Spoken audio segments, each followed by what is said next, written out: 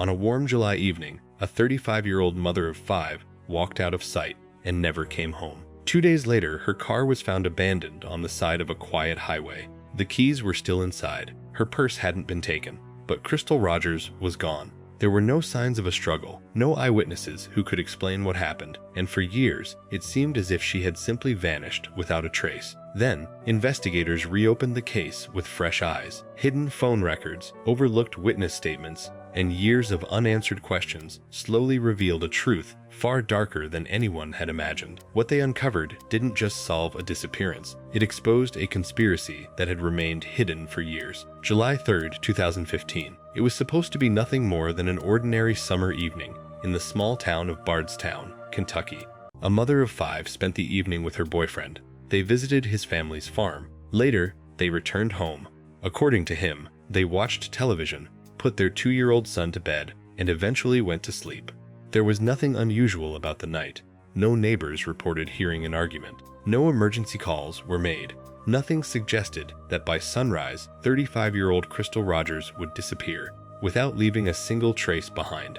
When morning came, Brooks Houck, the father of Crystal's youngest child, told investigators he woke up to find Crystal gone. Her car was missing. He claimed she had left sometime during the night while he was asleep. At first, it didn't seem impossible. Adults leave home unexpectedly all the time. But there was one problem. Crystal wasn't the type of person who simply disappeared. She was a devoted mother. Her children were the center of her life. According to family members, she never would have abandoned them without telling someone where she was going.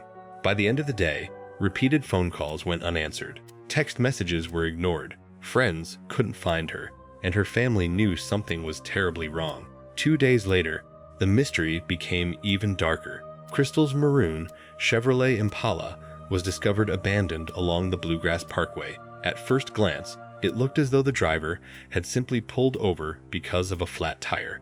But when investigators looked inside, nothing made sense. The keys were still in the ignition. Her purse was sitting inside the vehicle. Her cell phone had been left behind. For most people, those are the first things they grab before walking away from a car. Crystal had taken none of them. There were no obvious signs of a struggle, no indication of where she had gone. It looked less like someone had left voluntarily and more like someone had wanted investigators to believe she had. As news spread through Bardstown, volunteers poured into the area. Family members searched fields. Neighbors walked along roadsides. Search teams combed through woods and nearby properties. Days turned into weeks. Weeks turned into months. Yet there was still no sign of Crystal, no confirmed sightings, no ransom demand, no financial activity. It was as if she had vanished into thin air. For investigators, that possibility was almost impossible to believe. People don't simply disappear. Someone always knows something. The challenge is proving it. Very early in the investigation, detectives focused their attention on the last person, known to have seen Crystal alive, Brooks Houck. He told police that after returning from his family's farm, Crystal stayed awake, playing games on her phone while he went to bed. When he woke up the following morning, she and her car were gone. On its own, the story couldn't be disproven. But investigators weren't only listening to what Houck said. They were paying attention to what happened around him. During one police interview, something unexpected occurred.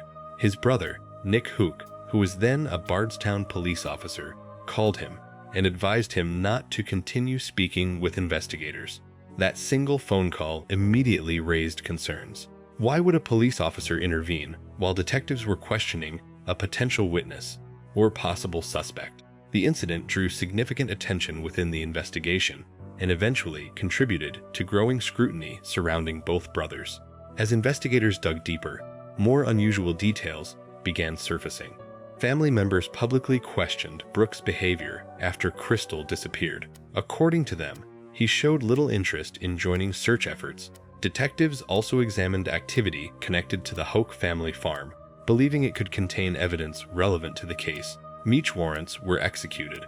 Products were examined. Evidence was collected. But despite years of searching, investigators still couldn't locate Crystal's body. Without it, proving exactly what had happened became incredibly difficult. Still, authorities remained convinced they weren't looking for a missing person anymore. They were investigating a homicide. Then, Just as the investigation seemed to stall, tragedy struck the Rogers family once again. In November 2016, Crystal's father, Tommy Ballard, who had spent more than a year tirelessly searching for his daughter, was shot and killed while hunting on family property. His death shocked the community. Authorities classified it as a homicide. Although investigators have long examined possible connections between the two cases, Tommy Ballard's murder remains officially unsolved. For years, Bardstown became known as a town haunted by unanswered questions. The woman who disappeared, the father who was murdered, and a family still waiting for justice. Many believed the truth had been buried forever, but behind the scenes, investigators, and eventually the FBI, continued building a case piece by piece. Years after Crystal Rogers vanished without a trace, new witnesses, renewed searches, and evidence hidden in plain sight would completely change the direction of the investigation. And for the first time, someone was about to be charged with murder. For years, the Crystal Rogers investigation seemed trapped in the same place. No body, no confession, no arrest, only questions. Many people began to believe the truth would never be uncovered. But investigators never stopped working behind the scenes. Instead of chasing rumors, they focused on rebuilding the timeline, minute by minute, phone call by phone call, witness by witness. And eventually, that patience began to pay off. As the investigation expanded, the FBI joined local authorities, bringing additional forensic resources and investigators to the case. Fresh searches were conducted on properties connected to the investigation, including the Hoke family farm. At the same time, detectives revisited old witness statements, looking for details that may have been overlooked years earlier. Technology had changed, people's memories had changed, and in some cases, their willingness to talk had changed too. Investigators began comparing cell phone records, location data, surveillance evidence, and statements collected over nearly a decade. What once looked like isolated pieces of information slowly began fitting together into a much larger picture. Then came the breakthrough. In 2023, a Nelson County grand jury indicted Brooks Hoke, Crystal Rogers' former boyfriend, on charges including murder and tampering with physical evidence. Two other men, Joseph Lawson and Stephen Lawson, were also charged with conspiracy-related offenses tied to the case.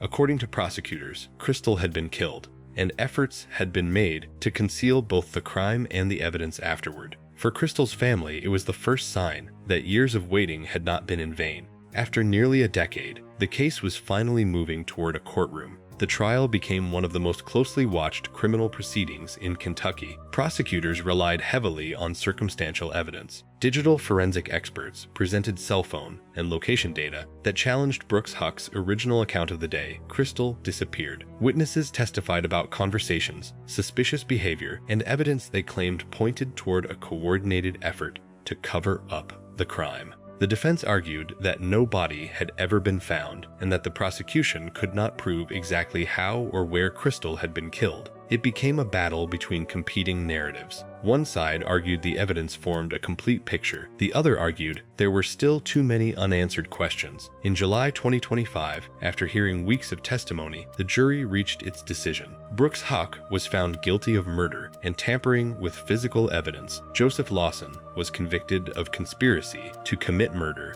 and tampering with physical evidence. Stephen Lawson had previously been convicted in a separate proceeding. Even though Crystal Rogers' body has never been recovered, prosecutors convinced the jury that the evidence established she had been murdered and that multiple people had participated in concealing the crime.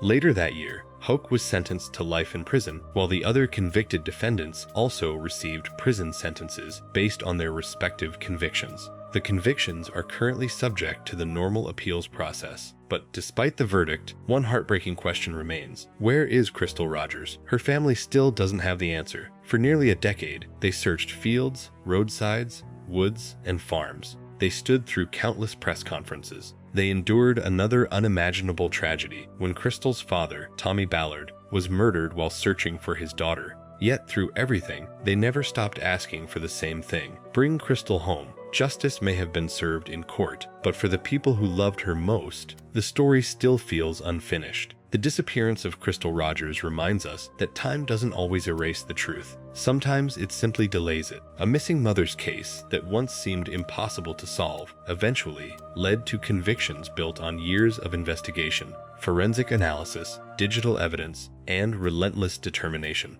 Yet one piece of the story is still missing: Crystal herself. If this case moved you, tell us in the comments what moment changed your perspective the most. And if you appreciate true crime documentaries that focus on verified evidence rather than sensational theories, consider subscribing, because some of the most powerful investigations are the ones where the truth takes years to emerge.